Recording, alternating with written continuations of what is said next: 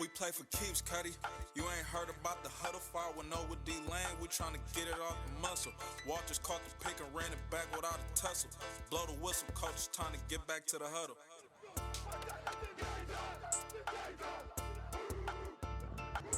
Welcome to the 510 Huddle. It's your boy, Coach DLane, and I'm in with my brother once again, Keaton. How you doing today, bro?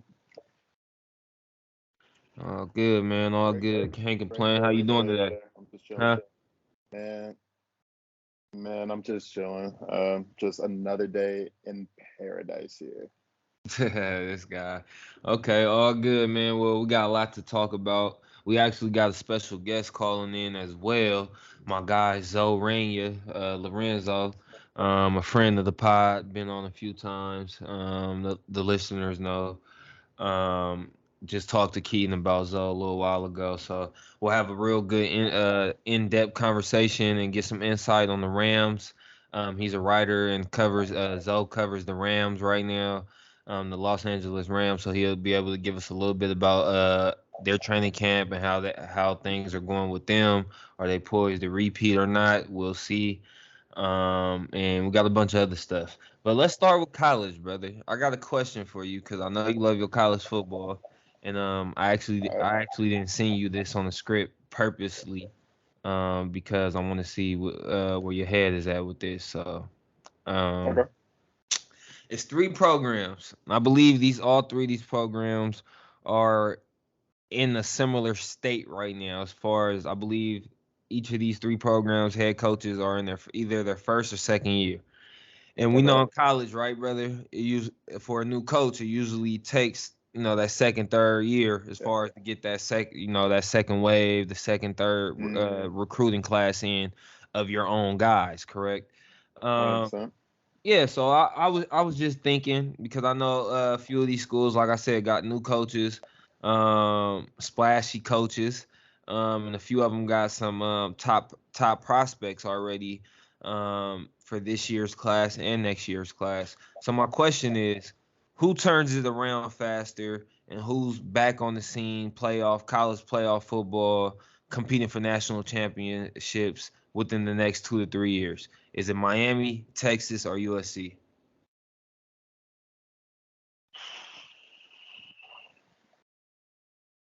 So we're talking about really competing for championships and not just getting to the playoff, because just because you're Wh- in the playoff, to me, that really does not mean that you're really competing. I will agree with that once they further expand it, because they start talking about expanding the playoffs, right? It's still only 6 to 8. I still feel Yeah, like that's tough to it get is, into, but brother. but as of right now, it's still four. So Or it's like, 4. Okay, so that's still tough to get into if you ask me. But I feel like once they expand it a little more, I can feel you a little more on that point. I mean, Being the so top four this school in the nation is still tough, brother. it is, but it's still a little bit subjective. I mean, me personally, the last couple of years when Oklahoma or Notre Dame have gone, I personally knew they had no chance. They were Right. pretty much just like fillers. For me in college football, um, there's usually a clear gap between like the top two teams. Sometimes there's three, but it's rarely there's really four. So for me, that fourth team is kind of a filler. Expanding it just makes it more quote unquote fun. It just adds more injury risk for players, in my own opinion. But to get back on track, in terms of just getting to a Final Four, I would say USC for sure. I think with what Lincoln Riley has with Caleb Williams, and he has him for this year and also next year, I think Caleb Williams is good enough with just good players around him to get them there, especially with the diluted Pac-12, and they won't be in the Big Ten yet. I think they can get there, but in terms of actually competing to win one, um, my heart wants to say Miami just because of like that Florida base and all that. But honestly, I'm gonna say Texas. I just think Well, hold that on, fool. You just said all three schools. Which one you picking? You picking USC or you picking Texas? no, to win one is Texas. Got you. But like to get to a Final Four like quickly, it's USC. USC just for Got like the sake of your question to like get to one. It would be USC, but to actually win one out of those three schools, I would pick Texas. Got you. I Okay. just think with the NIL, those Texas boosters will spare no expense. They have blue chip quarterbacks in that state that they've been keeping home. I like Sark when it comes to offense, and I liked what they did last year. Unfortunately, they did some usual Texas crap, which is just fall apart. But even when those games at the back end of last year that they were losing, I actually liked a lot of what I saw from them. They just have to learn to finish games, and I think that was also more so just having a lack of the developed talent from like the previous regimes, which is weird to me because Texas, they're littered with 4 and 5-star recruits, and this is what I always tell people. I refuse to believe at schools like that, Miami, Florida State, USC, that those are all misses. I don't blame kids. Like I blame the coaching staffs for not developing those kids. So I do think Sark will bring a different element there to where they actually can win one. Do you know who out of the three brother coming into this year? Do you know who has the higher recruiting class right now? Coming into the year, because at first it was Texas, but USC did close really strong. So I forget where they finished, and also like every single recruiting site, they vary with how they rank guys, so it's kind of subjective. Got But in my opinion, from what I did see, it actually was Texas for okay. what they brought in. Okay. And last one quickly on college before we move forward on the local teams. Are you a fan of expanding the playoffs or no? No, I just think it's filler. More blowouts coming. I mean, the game between 1 and 4 is already a blowout. So we want to add teams 5, 6, 7, 8. I'm sorry, like this is not the NFL. Well, This is college football. tell me if I'm wrong. Every year, like you just said, or as you've been stating, it's been one or two filler teams, correct? Yeah, At least as basically. far as I've seen, especially early on in the college football playoffs, the first couple of years. I can't remember the school, but it's been a few years since the playoffs college football playoffs has existed. It's been a few times in a few years in a few schools that didn't make it that should have made it, right? I think it was Baylor early. I'm wrong. You can It was a few schools. objectively say that. I mean, the first year when my Buckeyes kind of jumped in over TCU and Baylor, So that's Baylor. Yep. you definitely could say that, but they were the best team in the country, so they ended up getting it right. Okay. So, as much as with the previous rankings, it should have been that way, they ultimately did get it right, and I'm not being biased. Like they ultimately did get it right. So ultimately, you're good with keeping it fun. Yeah, I am because at the end of the day, I'm sorry. There's usually a big gap between the top 2 teams, and then usually 3. But I'll be nice and say the top 3 teams, and then number 4. There's like no matter what NFL talent that 4th team has, there's a huge gap, and I just don't see at least any time in the foreseeable future where teams 4, 5, 6, unless a team is misseeded, where something like that happens. Yeah, I mean, people want more opportunities for other schools and other conferences, but all that's going to do is it's going to have like 3 SEC teams in, four SEC teams in. I mean, and then maybe 2 Big Ten teams. So it's going to be the same thing with the same conferences. I just, yeah, I'm really not a fan. I'm truly not a fan of it. Got you.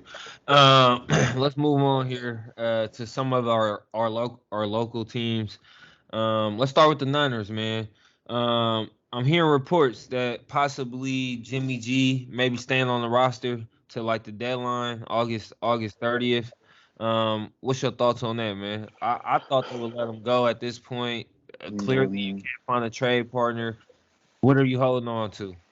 So that was kind of what I was saying in the first pod of what I thought they would do, because that was the approach that I was hearing. That they're going to try to exhaust every opportunity for a trade, and then they're going to wait till the very last day and basically squeeze him and say, you take $10 million for nothing. And I think that's where they're headed. I don't see the Browns trading for him, no matter what happens with the Deshaun Watson thing. The Giants, unless Daniel Jones gets hurt, I don't see that happening.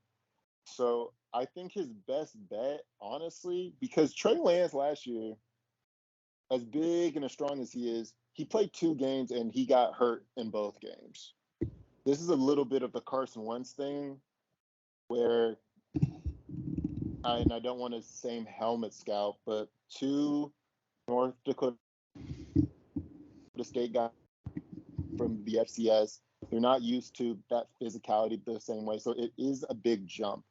And he played in 2 games and got hurt twice. And Carson Wentz, as you know, being an Eagles fan, even though he's had his moments, he has not been reliable when it comes to durability for a lot of his career. So if Facts. I'm the Niners, as fucked up as it is, you have to squeeze him and keep him on the roster because they have a Super Bowl team, so you just keep him. So you think they keep him into the season now? Yeah, I think they should. Now, whether Kyle will or not, that will remain to be seen, because at the end of the day, you need a backup quarterback. And if Trey Lance can't handle somebody else being there, even when Kyle has turned the job and team over to him, if he just can't handle Jimmy's just sitting there, and Jimmy's not like this top flight quarterback, if he can't handle that, then he's not cut out for the job. Because there's going to be a lot more pressure than just Jimmy Garoppolo when you're a starting quarterback in the NFL. Yeah. Well, see, I got a team that I think should trade for him, Keaton, right now. And I don't believe I mentioned them last time. I know I mentioned the Steelers. No, I mentioned the Seahawks last time, right? Um, I like the Steelers. I like the Steelers for Jimmy G. I like the Steelers for Jimmy G, Keaton. I like them. Defensive led. It's very similar to you don't have that dominant tight end like a superstar tight end like you do in Frisco, but offensive run based team, defensive minded football team, real tough nose and gritty. Defensive minded head coach, and Mike Tomlin, a young running back that you can feed the ball to at least 20 touches a game. I believe Najee Harris should be getting next season. I love the Steelers fit more. The more I've been thinking about it, what do you think? Jimmy G to the Steelers. I mean, the fit is nice. I mean, but realistically, I just don't see that. Like, look, I'm not a You Kenny wouldn't Pickett trade a guy. fourth or a fifth for him if you're the Steelers. I would, just because I don't feel comfortable when you look at that. What is that? The NFC or AFC? That's the AFC North, brother. I don't Mhm. feel comfortable. You by far have the worst quarterback in that division going into this season. I don't You feel comfortable. do. Mitchell Trubisky, Mason Rudolph, or Kenny Pickett being my starting quarterback when you got Deshaun Watson, Lamar Jackson, Joe Burrow on the opposite sidelines within the division. Yeah, but I don't think he gives you more than what Mitchell Trubisky will. I think he gives you a lot more, especially accuracy wise versus I don't think Trubisky. so because Kyle and so here's the thing. He had arguably the two best offensive coordinators in his entire career for his entire career, and they both wanted to get rid of him. And they'd always scheme up things to get guys Well, no, open, and Bill it's wanted still to elevate him. Bill wanted to elevate him into no. Bill did, one. but Josh McDaniels didn't want him, and that's known. I would say this: his numbers don't blow you away with those two hot shot play callers, but they're damn good when you look at it. I think he threw for like 68, 67 completion percentage last year. Keaton, like he's accurate, bro. It's just his decision making and his availability at the end of the day. Sometimes 17 games he's gonna give you 13 to 14. You know, like that. That's just Jimmy. But I would take that over walking into the season with Trubisky any day. I will because I don't think he's more accurate than him, and also Mitch also brings an extra element with the run game too that Jimmy does not. So you'll rather walk into the season with Mitchell. Yeah, because I think Smoking rock. Mitch has shown more. Honestly, like I'm not a Matt Nagy fan at all with his offense and what he had. And Mitchell Trubisky got to the postseason twice. I felt like that was more of a credit to Nagy. I wasn't a huge fan of Nagy either, but I knew where he was coming under the Andy Reid tree. At the end of the day, if you earned the Andy and you're on the offensive side of the ball, you're gonna be able to call it, and you know how to scheme up offense. So I thought it was more of I a feather under Nagy's cap making it to the playoffs I twice with hated their Trubisky. offense, man. I I hated felt like their he o- was handicapped I with Trubisky, bro. I felt like it reminded me their offense reminded me of what Frisco's offense looked like with Jimmy in the playoffs. Every No, they because like to run the I ball. just because he wanted to call what he wanted to call. Because that first year, Mitch actually had very good success, and then after that, he went away from what he did well. That's Mitchell what you always, like you know as well as bro. I do. There's a lot of ego with coaching, and they want to show off these certain plays, and they get away from what certain guys do well. And Nagy, he did that with him, and he kind of did that last year with Fields. I'm not a Matt Nagy guy because that offense to me was putrid. It was disgusting with Fields. I'll say that. I think by the time Fields made that first start, I believe against Cincy, it was a terrible game plan. But last season, but I believe Nagy just knew the writing was on the wall. He was on his way out. But I would say Nagy, as far as between Fields and Trubisky, I still believe it's a feather under his cap with Trubisky, bro. Trubisky. I feel like I put Trubisky and Daniel Jones in the same boat because Trubisky went top 10, right? Probably Yeah, like he 11, did. 12. I know He Daniel no Jones. he went second Like overall actually. I know Daniel Jones went like 7 or 6 or 8 or something like that. He Both went six, yeah. yeah, both of them I feel like are reaches. Just they reach. Like they are. They reach for with Daniel Jones. I see it a little more just because the guy's 6'5". He's a little mobile, they both mobile, but I Mhm. like the intangibles of Daniel Jones a little more. Yeah, same here. I Same don't like here. Trubisky, bro. I don't like Trubisky. I'm sorry, bro. You had a stout defense. You and Daniel Jones numbers look similar, probably We in do. your first few years, but you had a better defense. You had a top 10 defense damn near every year you was in. Maybe a top 5. I think they were the number 1 D one year, Chicago, when he was Yeah, they were. Trubisky was there. So come on, bro. I don't want to hear that. I don't want to No, hear that.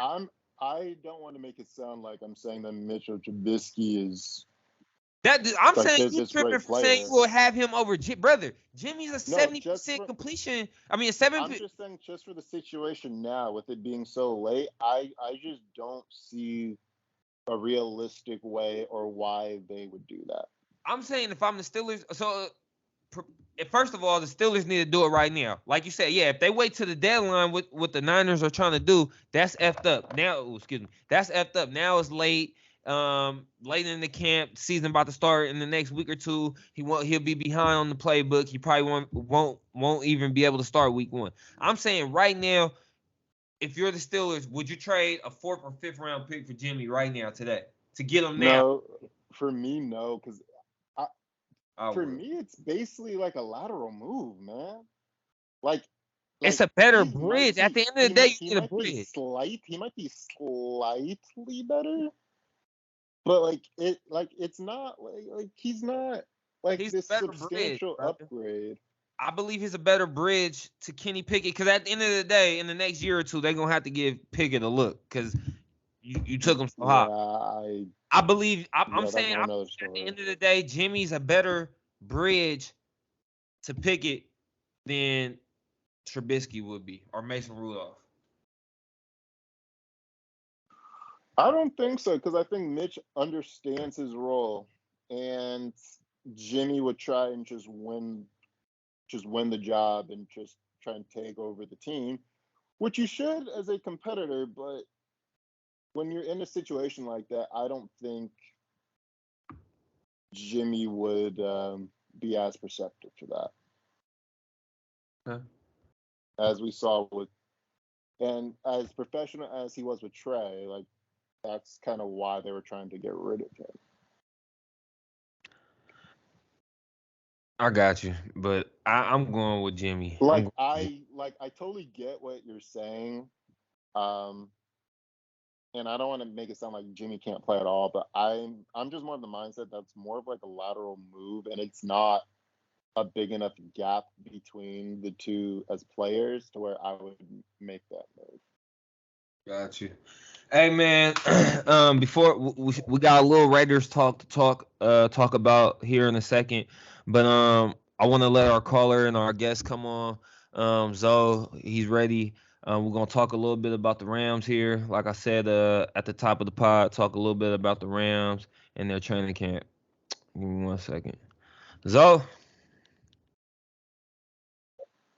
Zoe, yeah, can you hear me? I can hear you. Zoe, what's going on, my guy?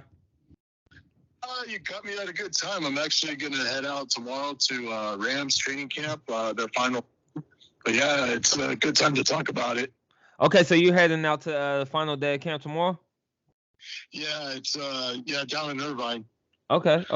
So how's I know me and you talked about this off record a few days ago a little bit, but how's the energy out there, man? What's the vibe like? Do they look poised to repeat or are they sitting on their laurels? What does it look like out there? They're kind of a mix of loose but also focused, and I think what separates the Rams from a lot of teams right now is that they know when to balance it out. They know when to be jovial, to joke around, to smile, try to interact with the fans. But when it comes to the team drills, that's when the volume gets cranked up. That's when you see not only some of the star guys like Cooper Kupp or the newcomer Allen Robinson be trying to make some plays, but you also have the rookies, especially the late rounders, trying to scratch and claw, trying to make some plays and make an impact. Gotcha. I forgot to also introduce you. I know I told you about my co-host situation, but my brother Keaton McCoy is also on this phone call with us. So he had a few questions for you as well on the same topic. What's up, man? How are you? Hey, how's it going? So nice to meet you. I know it's through the phone, but yeah, I've known DLane for about 4 years, maybe. Man, longer than that. So damn near going back to my high school days, right? I'm showing my age, DLane. This guy. My bad. Yeah, I'm showing my age. Yeah, I've known DLane for quite a while. So, I've kind of moved on from. I'm still at 24/7, but I'm trying to juggle that and also juggle the NFL with Happy.com. Okay, and that's why I told him that. I told him I met you through 24/7, but I wasn't sure if you were still with them or not. Are you Zoe officially or no? Yeah, I'm still am. Yeah. Okay, Cool. You got a question for him, Keith? Yeah, actually. So I cannot remember a Super Bowl champion talked about less than this Rams team. That's also a product of all of the craziness of this NFL off season. Sure. I would probably say since maybe the Broncos did it. When was that, in 2015 when they won? So it's been a while. But I guess my first question is, with that Rams receiving room, it's a very interesting bunch. because Van Jefferson, he just had a little bit of an injury. I think it was last week. And there's one player that there's one player that I am interested to really see, and that's Tutu Atwell. He came out of Louisville last year. I think he was the second round pick. Have you seen anything of him? And then how does he look? And does he look ready? Because last year he was a typical rookie. The NFL looked really fast for him, and he was not prepared, in my humble opinion, for that level. You said Tutu Atwell? Yeah. Yeah, I could dive into that. So I'll put it to you guys this way. So Tutu looks completely different. And here's what I mean by that. He looks way more cut. I mean, I think last year, I want to say he was around 155, 154 for his first training camp. But now he's at a solid, 165, almost kind of borderline 170. He's shown that speed, and he's really showing that the whole, Liberty City, Miami scrapper attitude out in the two practices that I was able to check him out. Now, obviously, for Tutu, there's still a work in progress type deal to where, if it's not going to be receiver, can he return kicks? And I've seen him work with the special teams as well. But here's another thing that I'll add about Tutu Atwell. You have the Odell Beckham situation, and either way you look at it, even if somebody signs Odell, he's not going to be eligible to play until November. For Tutu Atwell, I look at it as a prime opportunity that he can actually establish himself maybe as either the fourth or maybe, considering Van Jefferson's situation, maybe the third. And so I feel like that the focus has really, really increased on Atwell's end. And I also say that because we also have to keep in mind, he missed out the rest of 2021 with a shoulder injury. And around this time last year, he also had to miss, I believe it was the first week of training camp because he was on the reserve COVID list. So I feel like I'm sensing a more focused, more energetic, and more of a scrapper side of Tutu Atwell from what I've seen. Okay, that's awesome because he was one of the question marks for me. I wasn't a big fan of his Louisville, but he was fun to watch. So what type of player we talking about here, Keaton? What type of mold of player are we talking about here? I would say this. So for how small he is, I thought he'd run faster than he does in terms of clocking. I thought he would run in the 4.3s, but then he ended up running in the mid 4.44s. He's 5'9", and like he said last year, is 150 pounds maybe, and that's being kind, maybe. He's kind of he was a gadget guy at Louisville a little bit. They used him on a lot of jet sweeps, a lot of bubble screens. He's definitely a guy that you want in space. He's not really shifty. He's more of a straight line guy, which is why I wasn't a huge fan because of that size. But when he has this crease, he can hit he's one of those guys that just doesn't get caught usually. So that's the kind of player that actually. Yeah, so Tutu can actually be like the Deshaun Jackson, or basically be what D-Jax wasn't able to become with the Rams. Got you. Last season. I definitely agree with that because he can take the top off for sure. Got you. Keaton, in typical fashion for my brother, he kind of jumped the gun there for me with my next question. But I actually wanted to ask you, Zoe, and I'm not sure if Atwell was one of the guys, but can you give me a guy on offense and defense for the Rams that you've seen so far in camp that's a no-name / bubble player that we should keep an eye on? Because we know preseason starts here in a couple of days. And a lot of teams are keeping their main superstar core guys out right now. Who's some bubble no-name guys that we should be keeping an eye out for with the Rams right now that you've seen in training camp? It's weird, because my first pick on defense is actually a rookie, and this guy's really, really caught my attention. And I think I kind of mentioned his name to you, but Jacoby Durant from South Carolina State. He played APU ball, he really balled out there. But he's been this ball hog. He's kind of almost been like the guy who took the flag for Jalen Ramsey on the interception. I mean, he really put together a very, very impressive training camp. And I feel like I mentioned his name because I believe he fell all the way in the fourth round, if I'm not mistaken.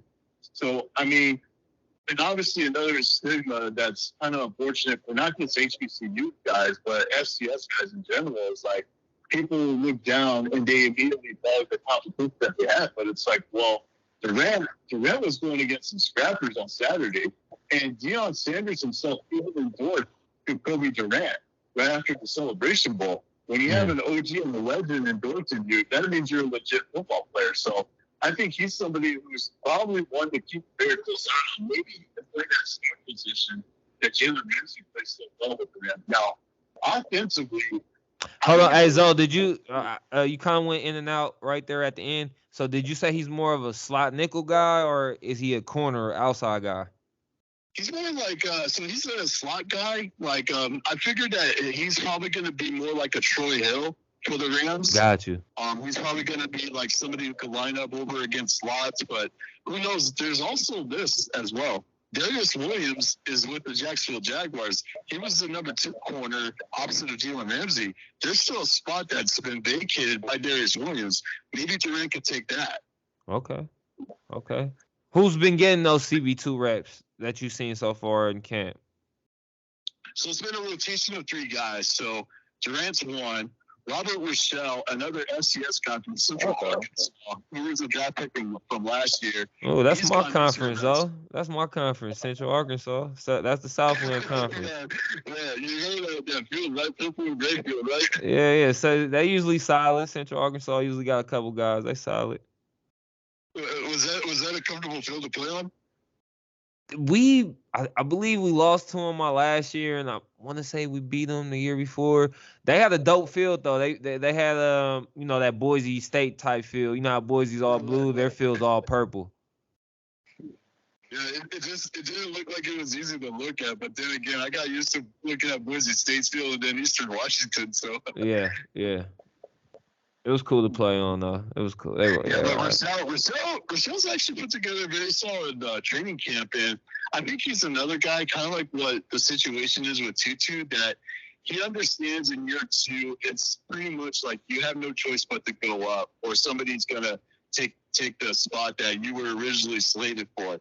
So Rochelle, you have Durant. I'm also going to throw in Darion Kendrick, the corner that they drafted out of the University of Georgia. He's been very, very feisty in training camp. He's also been another one who's impressed, especially when the Rams go with like a press man situation as well. Like Kendrick's really impressive in the press coverage. He's even gone toe-to-toe against Allen Robinson. And granted, A-Rob's won the better end of it, but it's like you could tell he comes away learning so much from going against A-Rob. My only question about him is because he can't really run. He can't really run. Honestly, it's interesting you bring that up, and I'm starting to think about this a lot more. It's almost as if Raheem Morris has him purposely playing like press man just to kind of hide that weakness of, getting basically playing deep. And then the fact that there's been a rotation with guys like they moved Durant around. They had Troy Hill playing one of the safety spots, Terrell Burgess as well, and then you also have Nick Scott out there too. So maybe they're purposely playing that coverage just to try to build his confidence before they get into the deep stuff, basically going against Cooper Kupp and also preparing for some of those deep passing attacks. But Kendrick's been a scrapper for the most part. Wow. Okay. So, what have you heard? First off, what have you seen so far with your own eyes from last week in practice, as far as referring to Matt Stafford's arm? And what are you hearing as far as tomorrow? As far as is he practicing? Are they kind of shutting him down right now? We're hearing a lot of different reports about his arm right now.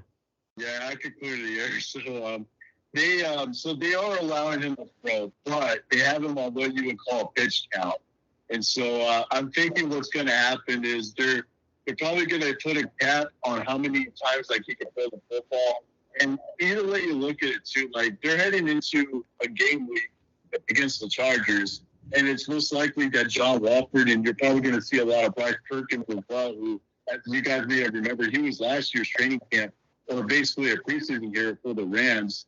So I'm thinking what they're going to do is, like, there's still some tendonitis issues with his forearm elbow, and he's more like a specialized sleeve over his elbow. But I'm thinking, like, they're going to purposely try to save him from Buffalo. Okay. I have one more question. So there's this one player that I loved in college, but he was always hurt until his last year, and I thought that they stole him in the 3rd round last year. His name is Terrell Lewis. He is a pass rusher from Alabama. Last year, I was kind of surprised that he didn't find some way into the rotation. So I wanted to know what you've seen from him and what you expect from him moving forward. Yeah, he's also another one coming back from an injury, but it also looked as if, like, he kind of tweaked that same injury. But, you know, he's another one he's another one who's, like, looking more and more refreshed. And, you know, him, Justin Hollins, these guys are more motivated than ever before because, like, they're hearing the whole chatter of, well, Von Miller had to come in, and, I mean, do you guys need, like, another Von Miller, that sort of thing.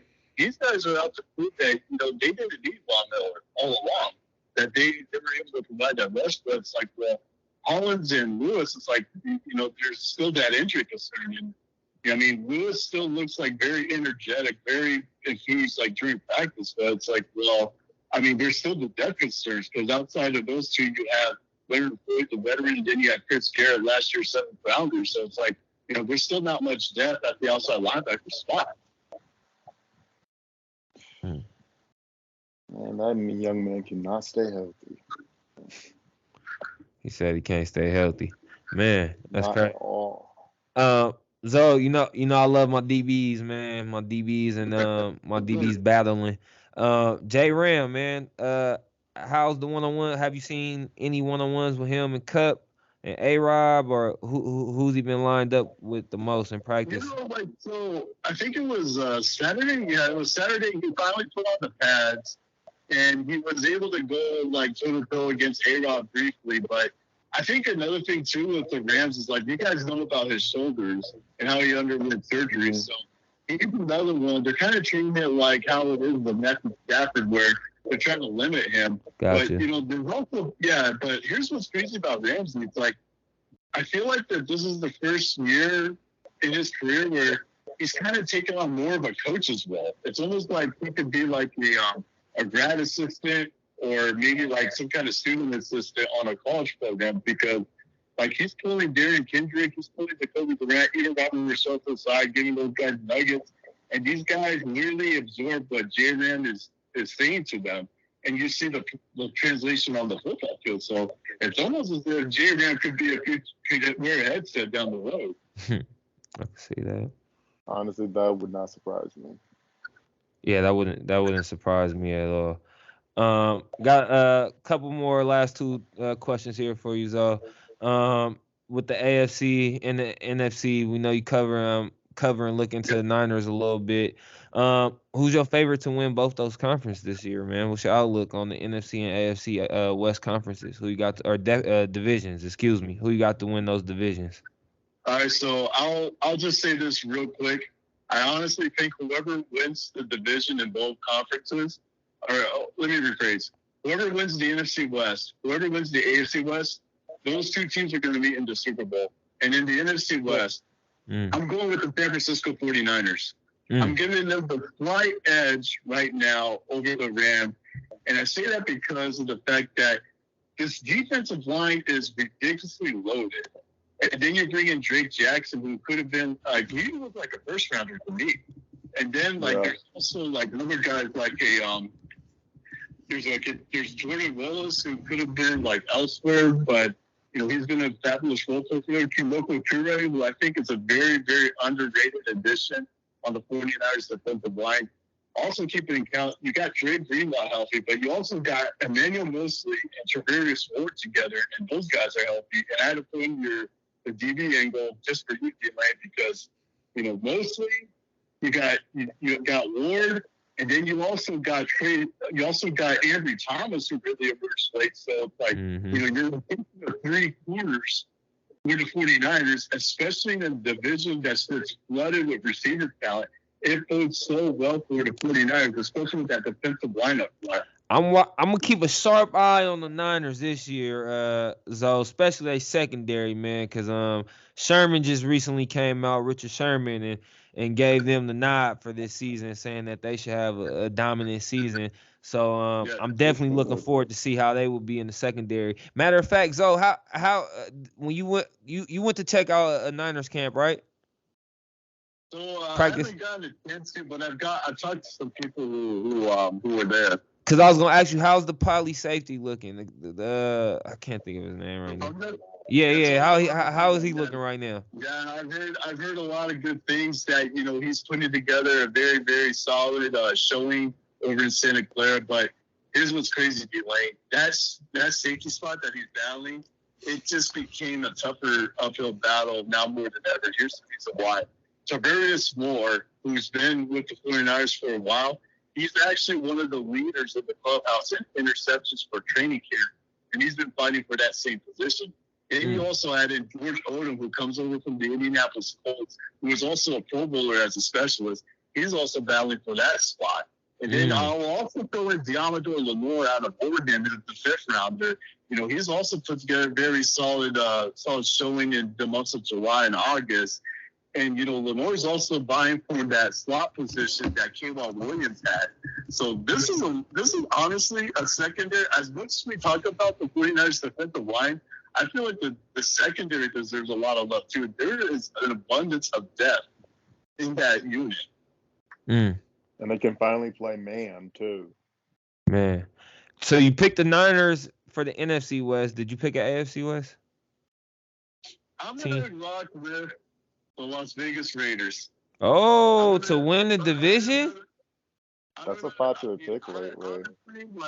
I love the Taylor Jones addition, and then you pair him with Max Crosby or the Purple Calvert, and you have Devontae Adams. I honestly look at it also in this guys, Derek Carr, you're going to see a Derek Carr you've never seen before, maybe not since the Fresno State years. You're just going to see rejuvenation. You're going to see this killer instinct in him because his boy is officially on his team again, Devontae Adams. And then you have Hunter Renfrow. You have Darren Waller, who's in his prime. Josh Jacobs, as we know, can catch out of the backfield. I mean, I know it's a loaded division. I know Kansas City reloaded. I know the Chargers top to bottom have a very solid roster, but I know we talked about this, DLane. There's still the speed element that the Chargers look like they're still missing. And I mean, I kind of saw that when I visited their training camp, but I just feel like that from a roster standpoint, the Raiders are definitely not a team to sleep on. I know I told Keaton. I don't know if I told you. So my only question mark with the Raiders, I like all the offseason additions they made as well. I got a question mark with McDaniels, man. I don't question his play calling, his schematics. I just want to know, can he lead men and be a better leader of men this time around with his second gig. So we'll see. But I definitely like everything they did this offseason though. Maybe it's lessons learned on McDaniels' end. It's maybe him being fired from the Broncos was almost like the best thing to happen to him because he learned some valuable lessons. But we'll see if it actually incorporates. Got you. Last two quick ones for you, Zoe. You got anything, Keaton? Anything? Nah, man, I'm good. Last two. I know you brought up Oregon a few minutes ago. I know our guy went undrafted. Who picked him up again, Zoe? The McKinley kid that you was telling me. I know somebody picked him up. Oh, Ron McKinley? Was it it was the safety. It was was it the Vikings? I can't remember now. Somebody picked him up, and I remember, they picked him up right after the draft, and I remember you was telling me about him. I like this tape too, so I was just thinking about him a minute ago when you brought up Oregon. Yeah, Oregon's producing some DBs. That's what's unique about the Ducks. Facts. Last one I got for you, Zoe. Have you seen in any of these camp practices? Have you seen, or are you looking forward to attending any joint practices? Yeah, I'm going to try to make my way back down to Irvine. I believe it's Cowboys and Chargers. Ooh. Yeah, that's supposed to go down, I believe, the 17th and the 18th. Okay. But yeah, obviously there's a lot of hype with the Cowboys as well with that roster, Also, who knows? Maybe they had a receiver with the James Washington situation. I think it's Michael Gallup who's also banged up, if I remember correctly. Yeah. I heard he's back on track though to possibly play sooner than later. Gallup, man, Zoe, you gotta, hey man, please shoot me a text if you end up catching any of those joint practices. Yeah. Gotta bring you back on, man, so we can deep dive into that. I want a little Maybe insight on. Send you some photos, send you some DV nuggets.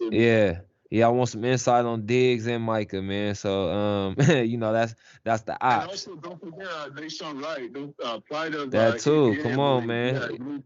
Yeah, Bay Area. Laney alumni, man. The Wright brother. Yes, sir. Hey, so thank you again, man. Always great insight. Love having you on, man. Looking forward to discussing a lot of football with you this season, man. As we said before, Zoe will be a frequent guest throughout the season. So thank you again, Zoe. Yeah, thank you. Share this, I want to shout out Ray. I mean, I heard about his promotion. I've heard that he has a really good job, and obviously they're being married not that long ago. So he's been ascending. He's been moving up in the ranks. So shout out to Zay real quick. No, for sure. Shout out my brother Zay, man. Yes, want to thank our guests, our special guest again was Lorenzo Reyna. Thank you again for that deep insight on the Rams training camp and more. Let's get back to it, Keaton. Go back. Let's start back with another local. Our Oakland, Las Vegas Raiders. Hall of Fame game. See anything you like? I know my only question mark was what the hell was Josh Jacobs doing in there in the game, and then I remember he's in a contract year and they did decline his 5th-year option. So two things with that. One, I think the Jaguars as a team, they look the part, but as it pertains to the Raiders, I like that they played him. I like that they played Josh. So Josh McDaniels, he comes from that New England tree, as we all know. They play everybody usually. That's kind of the mode. I know he's trying to bring in a little bit of like the newer school tactic by not playing Derek Carr and Tay Adams and Waller. But Josh Jacobs, he needs to play. He's been good, but he's had some knick-knack injuries, and there's been questions about him being in shape sometimes. And by all accounts, he hasn't been that impressive. And this regime did not draft him, and they declined his 5th-year option. Could they be showcasing him? Maybe, but I think overall, they just want him to prove it to them.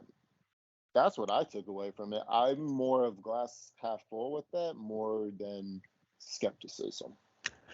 Yeah, I think I said it on the last pod. I was actually a fan of Jacobs. Didn't know much about him at first coming out of Bama, but then I watched the tape. Then I realized, he doesn't have much wear and tear on the body coming out of Alabama, not having many carries. Thought he had a pretty good, solid rookie season. And then after that, just the last 2-3 years, I just believe he's just been getting nicked up here and there. Can't stay healthy. I think yards per carry has gone down each year. I think primarily due to the injuries and getting nicked here and there. But he's a downhill runner. I believe McDaniels, if he wants to, I believe he can utilize him in the pass game a little more than 100%. who's the last coach? Than Gruden ever did. I believe Gruden never use that aspect of his game enough, at least, or utilize that enough. Because I actually like his hands and like him out the backfield. I'm high on Jacobs, man. I really like Jacobs, especially when he's healthy. But like you mentioned earlier, as far as McDaniels and the regime he comes from, I honestly I see why they played him now. And I think it's more so telling as far as what you're gonna see from the season, as far as Yeah, McDaniels and the Patriots way is usually running back by committee, right? They usually get a bunch of guys touches whoever is hot. That's who they go with, bell cow for the game or whatnot. But it's usually by committee.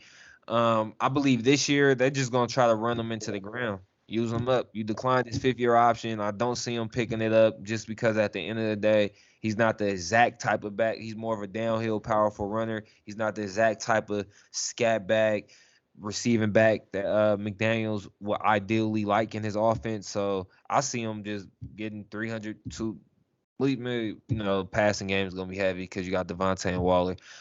Essentially 250. I see him getting some good amount of touches this year, running them into the ground, and he's going somewhere else next year. I wouldn't mind my Eagles picking him up. As a backup, I could see that for Philly, but I don't Shit, he can know. start for us, man. Sanders be pissing me off, or he could be behind 1-2 punch either way. Cause him and Sanders are a little different to me. Sanders is a little more scat back, but he's just inconsistent. Jacobs is a better runner with the Yeah. ball for sure. He's really violent. I think that just comes from his background because he was living in a car at one point when he was in high school. So he's one of those guys that just has this story with a lot of anger, and he runs like he's trying to like escape that life. Um, but I think it's going to be a very good year for him as long as he stays healthy. That's basically just been his issue. Um, but everybody, I think, is making a little bit too much of how he had like 5 carries. I just think he's at a point to where he has to prove himself. He had a very good rookie year, but since then it's been kind of yeah. Because I mean, I'll just give you a sneak preview. He's not going to be in my top 10 running backs, even though he has that type of ability. But he's not going to be in mine. I can say Uh, that. So what's the name? Jacobs. yeah, Yeah. He would have been like a year or two ago for me. I was really high on Jacobs like his rookie year. I did like him. Um, shoot, perfect segue. Let's dive into our rankings, man. It's still ranking season for us. We've done quarterbacks. Keaton set the internet on fire with the receivers ranking, putting yes, I Devontae did. Adams, Tay Adams at number At 9. ninth. Yep. Um, I'm excited to see what the hell you got going for running backs. Just to let you know, um, I give you a little more credit and a little more leeway as far as having an eye, or you should at least have an eye for running back talent because you played and seen some of the best of them growing up, including myself, if I must say so. Yes, I Um, did. yeah. So I just I gotta will let you always know. give you that for sure. I will always give you Thank you, that. brother. When it comes Yeah, to money running, ball. when it Yeah. comes to running the ball, in terms of like a teammate that I've never had one better than you. I will say that for I was sure. solid, bro. I was solid. Moneyball was another good one. Oh Um, yeah, of course. yeah. Let's dive into these running backs, man. Let's dive into these running backs. I'm excited to see what you got going. Do you want to start from the top or do you want to start from the bottom and work our way up? I say we just be consistent and start with number 10. Okay, let's start with number 10. You go first. Go ahead. All right, for me, I got Aaron Jones, 10th. That's nah. I thought I had him 10 too. That's cool. That's solid. I like Aaron Jones. I like Aaron Jones, man. Can't complain. He's so I know you have to value the passing game and stuff now because that is very crucial. But I still like guys who are true to that position, which is running the rock. And when it Yeah. comes to the better defensive lines and like the better teams, he's usually nowhere to be found when it comes to that because he's a smaller guy. He's not great in between the tackles, but he is really really good. He is a dual threat, and I like his game. I just don't love it the way some other people do. But he is a top 10 running back, and honestly, there's not a lot of notable running back talent in the league right now just because of like the offenses and stuff. Yeah. So that might be saying something as to why maybe a guy like him is on this list when probably like 5-6 years ago he would not have been. But he is number 10 for me. He is a really great talent, and yeah. Yeah. I like the pick. I actually lost my train of thought earlier on the point I was mentioning. But I actually like Aaron Jones because he's and you're starting off good for me so far. Because my point earlier, what I was gonna say was I actually banned Zayas from talking running backs on the podcast because I think we did a top 5 or a top 10 running backs list of all time, maybe a year or two ago, and Zay shit was just outlandish. I don't even remember what he had. He might have put Emmitt Smith in his top 2 or 3, and I was just like, what? Really? Yeah, we man. He had Two or LT pretty three? high, and I was arguing with LT, but when I had to look back at the numbers, I was like, damn, LT was a beast, LaDainian Yeah. Tomlinson. But no, his list was kind of outrageous for me personally, and that was running backs all time. So that's Wow. yeah, that's another topic. But that's my guy. But yeah, let's start with number 10 for me. You went with Aaron Jones. It's funny, I couldn't settle on one. I kind of got 3 here, and one of them is actually his backfield mate. I like AJ Dillon, man. So for 10, I kind of went Eckler, AJ Dillon, and Jacobs. Jacobs when he healthy. I told you, I'm really still high on Josh Jacobs when he healthy, but I'm gonna not put him in there. It was really Dillon and Eckler. Couldn't really make up my mind. I love Eckler's dual threat ability. He's in the perfect situation as far as with a guy like Herbert that can really utilize his pass game and his threat in the pass game with his hands. And he's also a good runner, real good balance and vision. And then I love Dylan, man. So you know my type of backs, man. I like the complete back, but I still like the beast mode, the 100%. downfield runner, put his shoulder pads under your chin strap type running back. You feel me? You'll hear about how I feel about Chubb in a few minutes here, but Chubb is pretty high regarded on my list. Actually, my top 3 is pretty much downhill runners, but and I still like the scat backs. So a few years ago, my favorite running back was Saquon Barkley at the time, as far as when he first came into the league, just because Yep. he could do it all. You feel me? Great balance, vision. He was damn near like the best running back draft prospect I ever seen in my life, probably of all time, probably after Barry. But he just couldn't keep it just pure running back. He was nice, bro. I don't know. I love Barkley, but he just can't stay healthy. I think it's Adrian more of a Peterson situation. at Oklahoma was a little different. AP was that nasty too. But I'm talking about numbers wise too though. Yeah. Numbers wise, Yeah, for AP sure. was a freak too though. Like you said, AP was different. But yeah, I like complete backs, but I gotta go with I like Dylan, man. I like Dylan. I feel like I said, running backs I feel like are situational based as well. It's all about the situation. I feel like if AJ Dillon was somewhere else where he was getting 20 touches a game, Jonathan Taylor, Derrick Henry type touches a game, he'll be in the conversation of top 5, top 7 type backs, bro. I like AJ Dillon. Honestly, for 10, it was a coin flip for me between him and Aaron Jones. The only reason I put Aaron Jones in front of him because toward the end of the year, Dylan was the one that was getting those touches. The only reason why I didn't is because Aaron Jones is still getting paid, and they're gonna get as much as they can out of him for paying him that money. So If we got time, we got a topic later with A Rod, but I actually believe they should go more 20 personnel. Use both those guys because oh Aaron yeah, they Jones should. on the field next season. At the same time, use both those guys.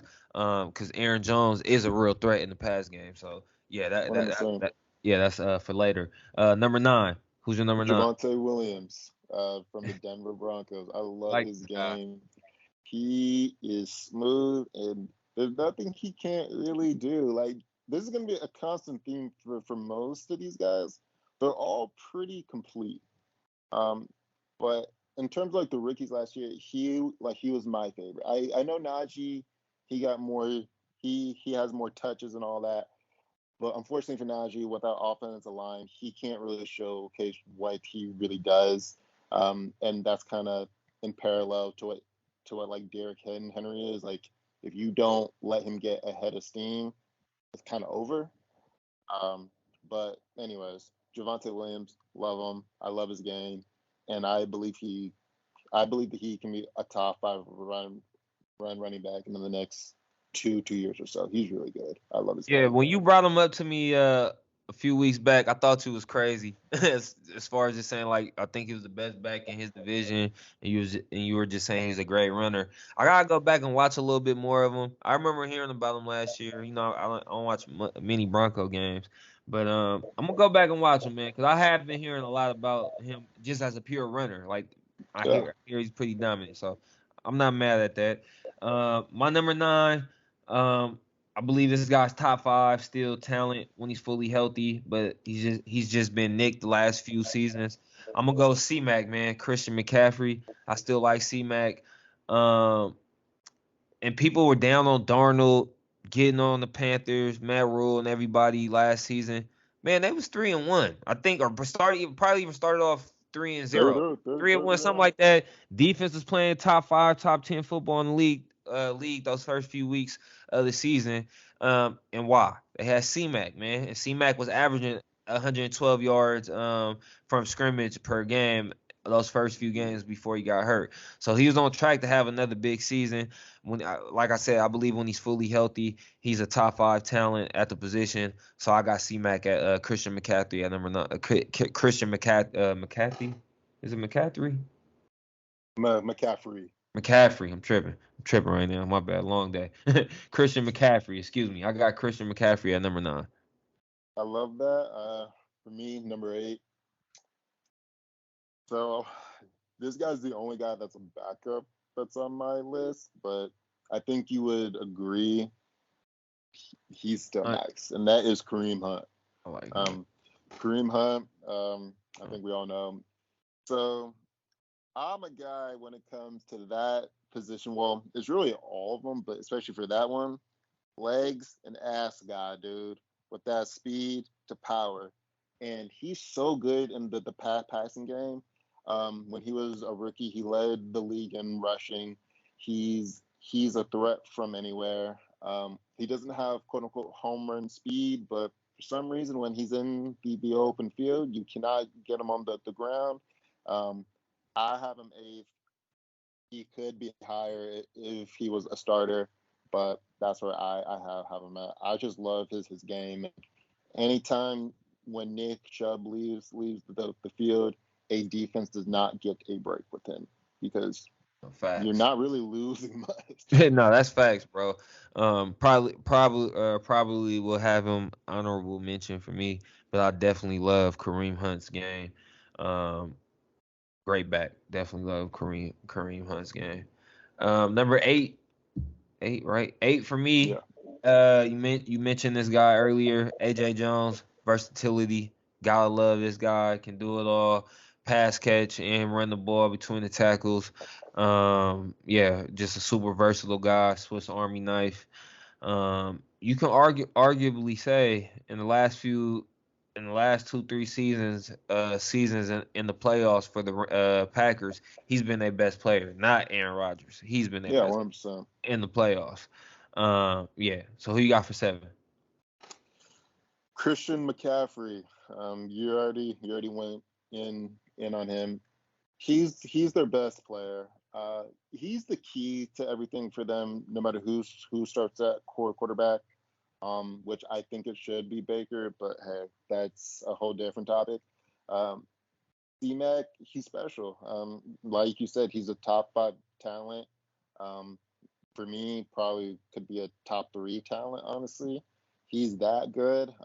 He just has to stay healthy, but unfortunately, as you get older, you don't get healthier. So this looks like this might be a trend for him. So I don't see his ranking ever going up just because of that, but he is a top 5 talent. And it just sucks because he's so much fun to watch that it kind of looks like he's on the downward slope with his body. Oh, facts.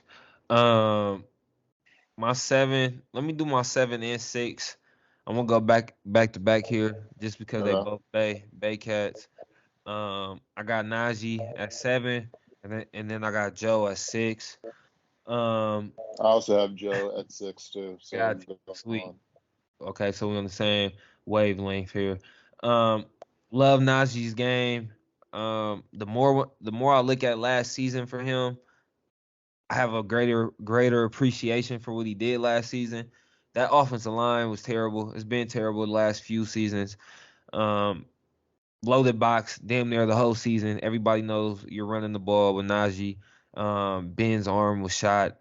Ben Roethlisberger's Oh yeah, arm's been shot for the last 2-3 seasons. Not really pushing the ball downfield like that. And he still got 1,200 yards, 10 touchdowns last season. So got to have some respect there for Najee. Um, I think his ceiling is actually slightly higher than Joe's. I got Joe higher right now because I believe Joe is the more complete back.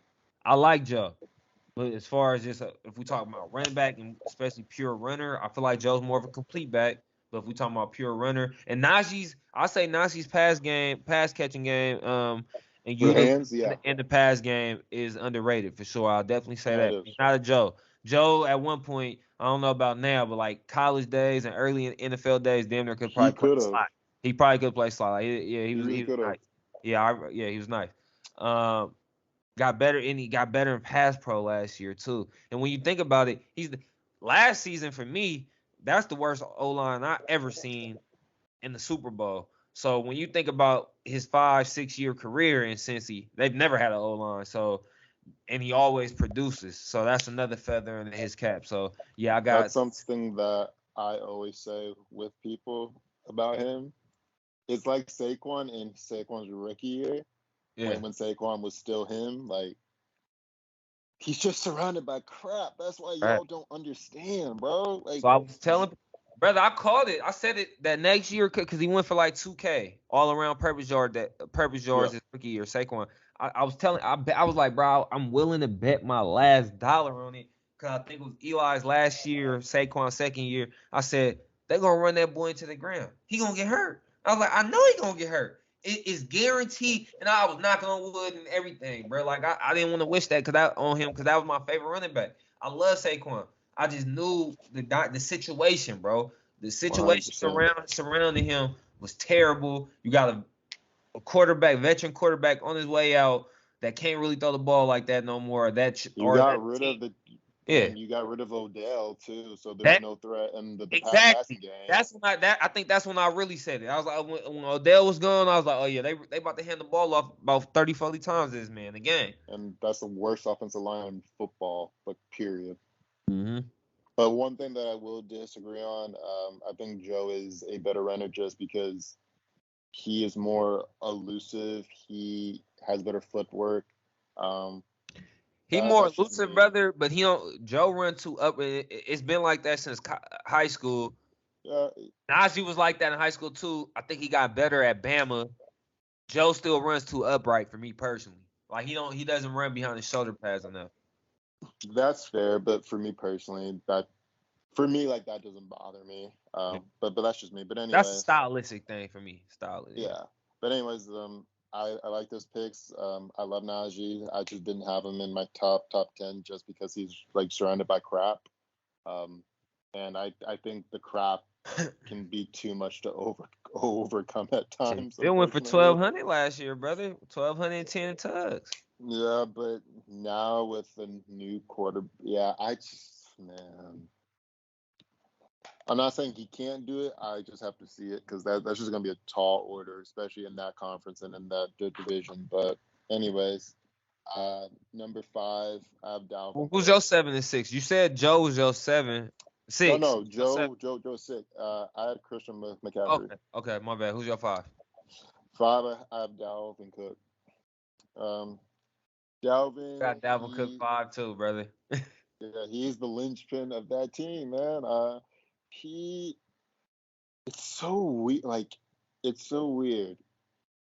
Because at Florida State, I thought he was so fast, and then he got to the combine because I thought he would run like 4.3, like that's how fast. Like I thought it was, and then he ended up running like high to like mid 4.45s, or like 4.46. I was like, wait, what? But he's just one of those guys. When he has the ball, Feet. he just man, he's different. Yeah. And people try to knock him because when Alexander Madison comes in, he's just as effective. But it's like, no, like, he's also really, really good. Like, if he was a one somewhere else, like, we would probably be talking about him as a top 10 running back. So I love Dalvin. He makes Kirk Cousins' job a whole lot easier.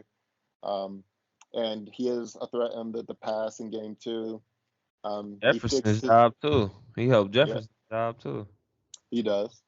But yeah, that's Dalvin for me at 5. Yeah, man, I got a feeling we might have the same top five.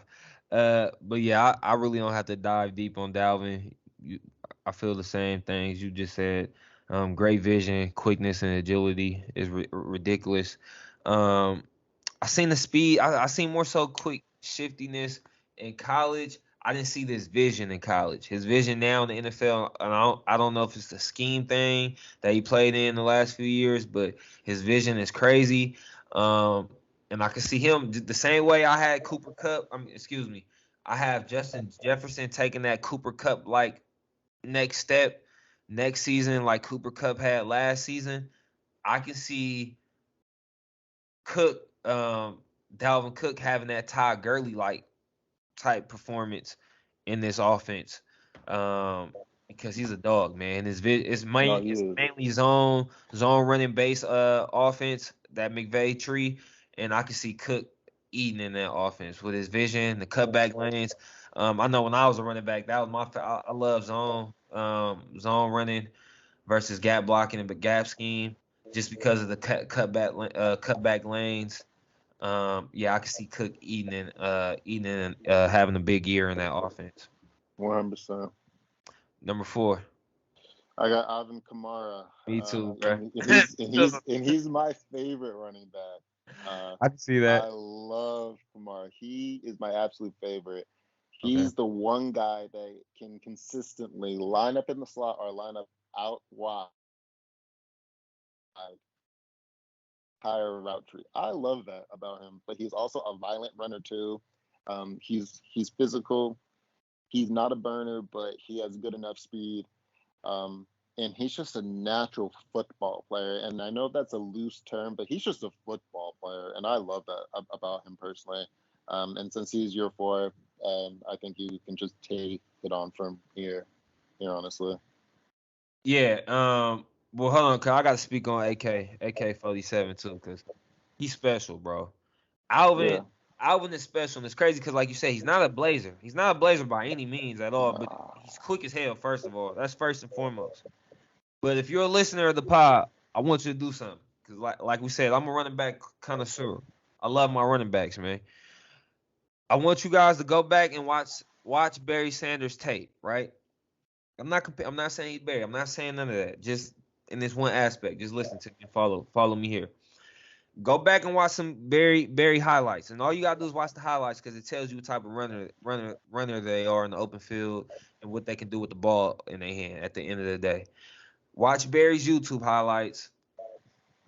As far as in my lifetime and what I've seen, the closest I've seen to a running back of Barry's ilk has always been LaShawn McCoy. And Shady's my favorite running back. Shady's my favorite running back, me personally. But if you watch career highlights of Barry Sanders and watch career highlights of Alvin Kamara, as far as when it comes to balance, contact balance, and making defenders miss, and just shedding defenders all around. I don't know any other way to label it. Bro, it's second to none. I've seen this guy get hit 2, 3 times at once, bounce off, I guy, know. keep running. He's a I've seen dog, bro. he's the closest person. Basically, what I'm saying is I've never seen anybody do the shit Barry's done. The closest I've probably seen is Shady. The next after that is Alvin, bro. Alvin is nasty, bro. I got big respect for Alvin. Alvin's number 4 for me. I love Alvin's game. Number 3, this will be my shocker, quote And he unquote. was sorry, brother. He was 5th last year in broken tackles per carry, and Oh he yeah. missed a few games last year with a foot injury. Dude, I honestly, like, he's my favorite running back. Like, anytime I have fantasy and I try to have like the first pick, like, that's the dude that I want. Like, Alf. I love his game. just quick story with that. Can you imagine if he stayed at Bama with him and Derrick Henry? Like that would have been crazy. Who else was there? It was a few. It was like 4 It or was 5 of Alti them. Tenpenny, so it was those three, and Tenpenny. then There was unfortunately for another one that started with a T. The one that was at Miami, I think. when those three were there. Running back. It was like 4 of them, brother. It was like 4 or 5 running backs there at once with Alvin. It was the one that he played. I can't think of his name right now. That was Ken and Drake. Ken Drake. Yeah. Yeah. He was a year above them, I believe. Yeah. That room was thick. Top 3. Rip off your top 3 because I think we got the same top 3. They'll probably be in a different order. This will be my shocker because I think most people would have this guy 1, but I have Derrick Henry 3, I have Jonathan Taylor 2, and I have Nick Chubb 1. I have King Henry 3 because as dominant as he is when he gets going, he has to get going. If you can get in the backfield before he gets going, it's pretty much over because he's not laterally quick enough the way these other 2 guys are, but he is violent. He is strong. He's solid in the passing game. He has good hands, but he's not as good as these 2 guys are. Pretty much anyone else on this list for me. Yeah. But King Henry, in terms of just dominance and what he does, I think he's the most dominant running back. 2, like I said, with JT, this guy is a home run hitter. He's the one guy on this list that has that home run speed from anywhere on the field. He's a 4-3 guy, and he runs like it, and he's violent. He gets better in the passing game, but he's not great. But he's definitely better, and he's solid in pass pro too. I think with what he showed last year, that in those first 4 games, they definitely messed up, and they should have given him the ball more, or else the Colts would have been in the playoffs. But that's just me. And 1 is Nick Chubb because I think for me he's a little underrated, even though people have him top 3 or 4. Yeah, underrated for sure. It's just because I think because he's in Cleveland also, and he splits time with Hunt. Yeah. And they don't run him into the ground, but his balance, like legs and ass, dude. Like he can just break. There's so many times when I'm thinking, oh yeah, like they're gonna tackle him, but he just keeps breaking tackles like with ease, and like guys just bounce off him, bro. Like it's not even like he has to like get back. It's like he never loses balance, and he's I don't know. Like he's just so smooth. Brother, these top 3 in the order I have them in is Chubb, at least for right now. Chubb, Henry, and Taylor 1. But all 3 of these guys is cut from that old school type of. They like some old school type. 100%. You feel me? Like hard nose, downhill. I love Chubb. I think over the last 2 years he's averaged 5.6 and 5.5 yards per carry. Yes. It's for a big guy like Chubb and to be more considered of a downhill runner. He's another guy that's underrated for his hands as well. But speed as well. Just breakaway as far as he ranked 2nd last year in runs of 20 yards or more. You feel me? So he can bust them too. He can break them. I think he had for 3 in his 3 of his 4 seasons. I believe he had in each season he has a 70-yard run or more in each season. So it lets you know that he can definitely take it, go the distance with it. Number 2 for me, I had Derrick Henry.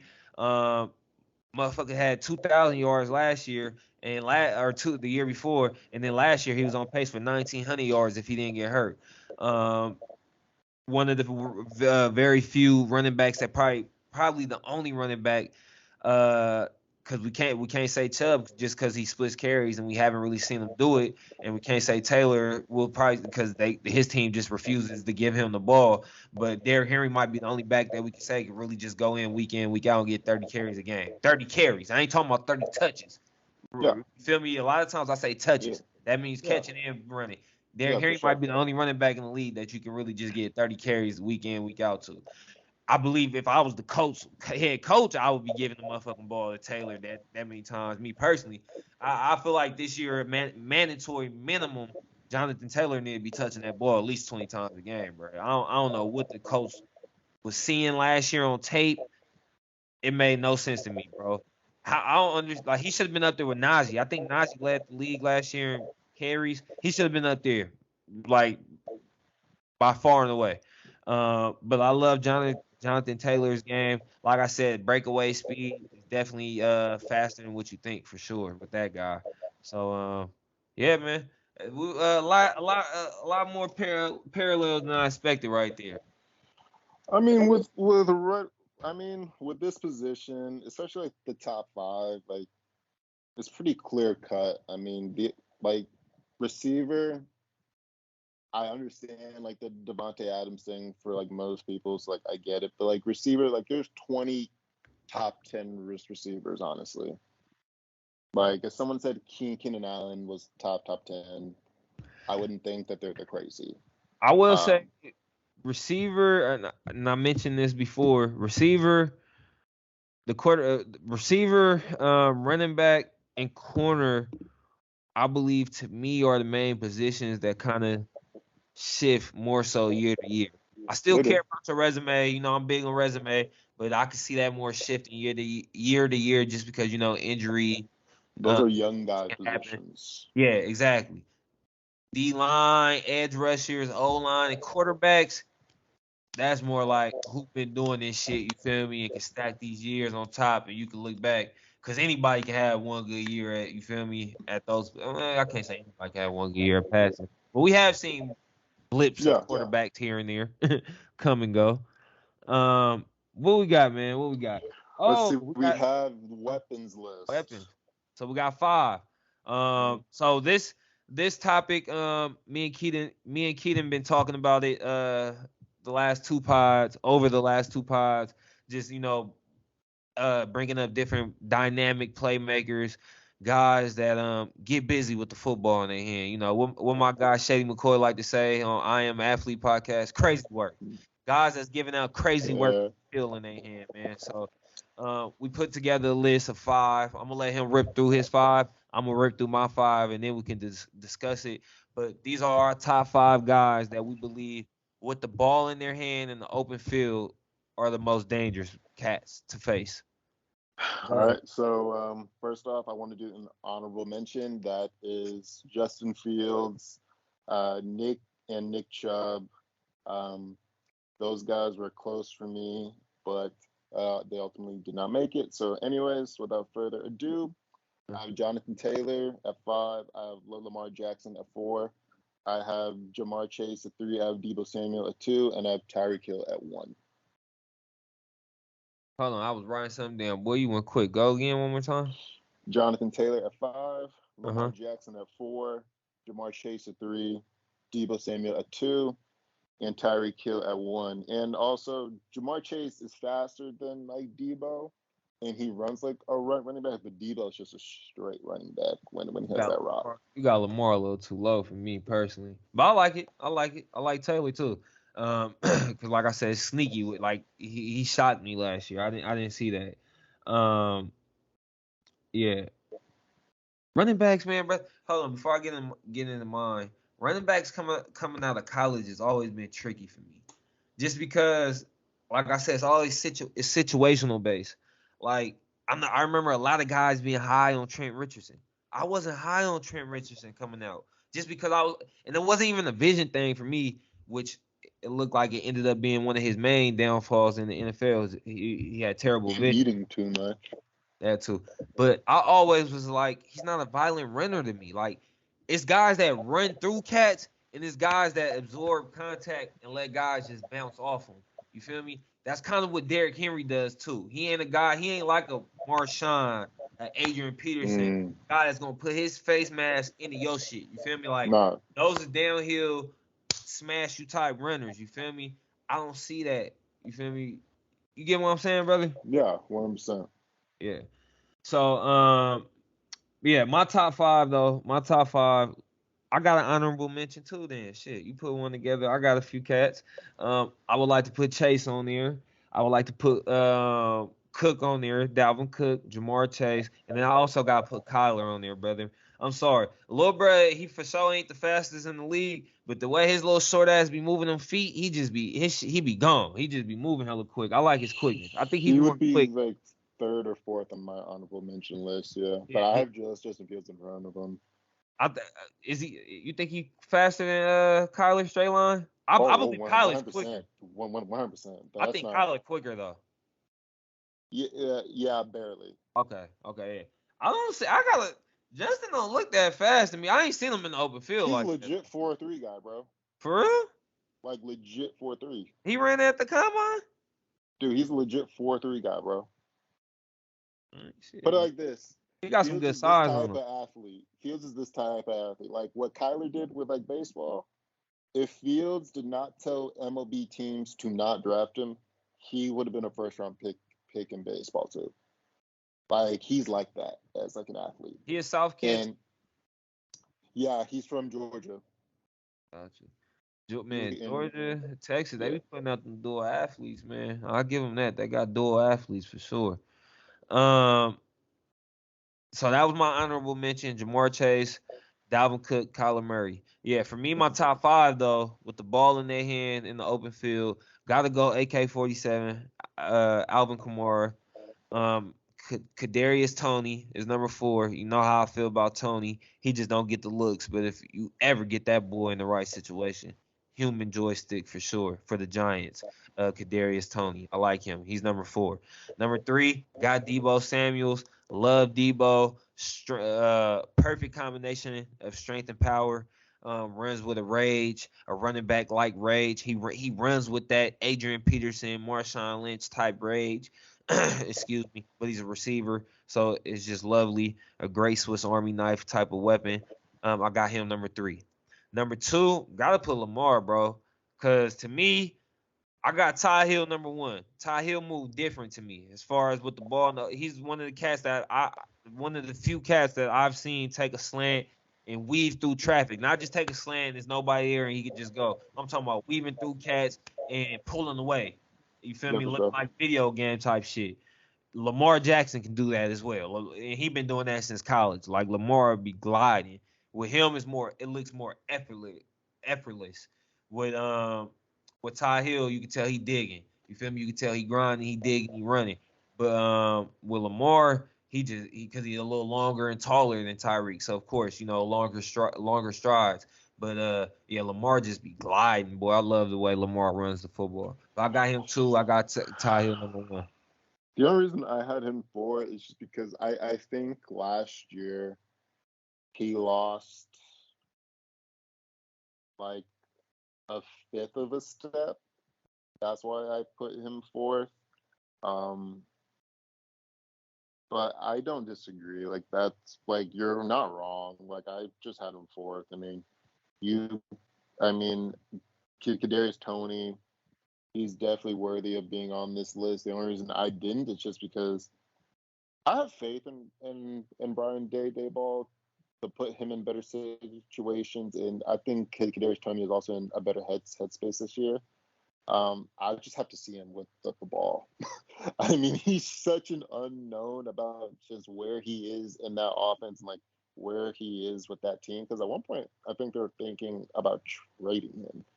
So he is a human joystick. I would love to see him if he was in San Francisco, that with Brandon Ayuk and all that, like that would be something. But anyways, I have Jamar Chase 3rd, and he's in your honorable mention. The reason why I have him 3rd is because he had some plays this year that were just like you just don't see that. It's Like he hit a different gear.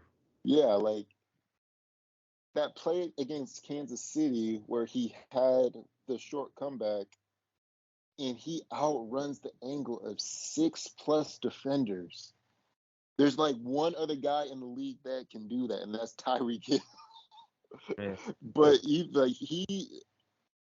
runs like a running back too. Like I just love Jamar Chase. I mean, I might be biased, but I love him with the ball.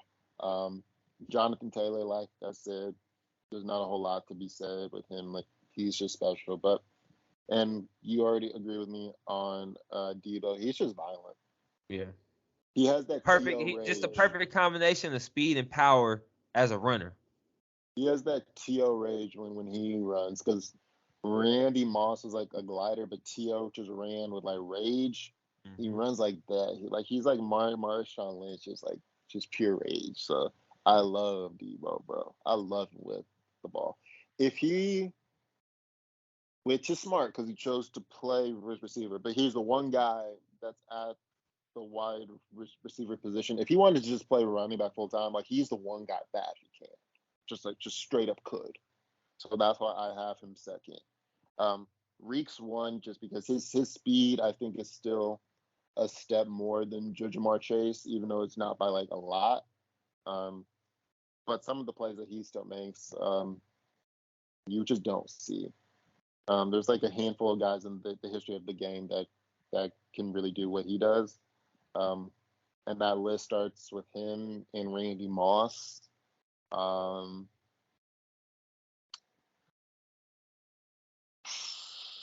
That's basically it. I mean, like they're guys that can do it a little bit, like Odell when he was a little bit younger, Jamar kind of now. But that's basically it that I can just think of like right now. Yeah, them cats is different, man. Shit, I think that's everything. We can say the A-Rod one for the next one. Yeah, we can say the A-Rod one for the next one. What you want to do? Edge rushers, DB. Next week, I say we just do rankings. Oh, we got to do tight ends, so let's do tight ends, and then we can do offensive line. All right. So we can just finish off offense and just then move on after that. Preseason, man. Who your squad playing this weekend? I know my Eagles. I got to call my bro JP. You know he a Jets fan. We played them weak ass Jets this week, Friday. I'm excited, man. I want to see a couple of our young cats, a couple of our bubble cats. I'm definitely excited to see our safeties, because I know we got a safety position that's up for grabs right now. So I want to see how those guys perform. You guys have a sneaky good cornerback tandem, honestly. Bro, I think we got them there the best if we talking man coverage. The Slay is still top 3, top 5 to me. If we talking about just strictly man coverage, he follows anybody and he's top 5. Ooh. Bro, I'm talking about strictly man coverage. Slay is still top 5. I seen you what he did, his numbers last year, what he did to Cats and man coverage. And then 2 years ago, Pro Football Focus had Bradbury like a top 5 man coverage corner. I don't know. I know it's just like grade. He wasn't top 5 in like man, but I thought it was man. I don't know about I don't know about Slay. Tripping. Top 3 to 5, bro. Slay top 5, bro. It ain't many corners strapping like Slay. I'll save my cornerback rankings for later, but that's we might have to do that next. Then you always trying to challenge me. We're gonna have to do that next. No, dude, I love Slay, but Slay straps, bro. No, he does, but they call him Big Play Slay for a reason. I think that's a bit of a homer pick, bro. But he is like your ass just like all these young kids. You like rewarding young cats without their ass doing anything. I mean, you'll see with my guys, like they're young, but they've done shit. Like you'll see. They ain't did shit. Like you probably gonna put AJ Terrell, little young ass on there. He cool, but he ain't no top 10 corner, bro. Terrell, did you see what he did last year? He was gonna have him on there. Look, I already know you, kid. We're gonna talk about it, bro. He cool. Yeah. You got. I mean, when you don't have a pass rush, I mean, and you did what he did. That says a lot. But anyways, do you have anything else to add? No, I think we're good, brother. All right, my guy. Have a good one, man. All right, later, brother. Later.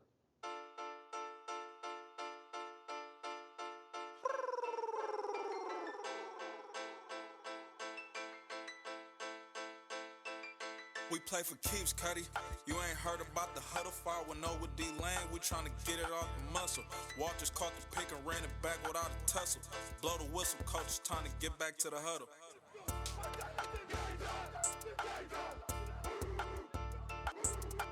Welcome to the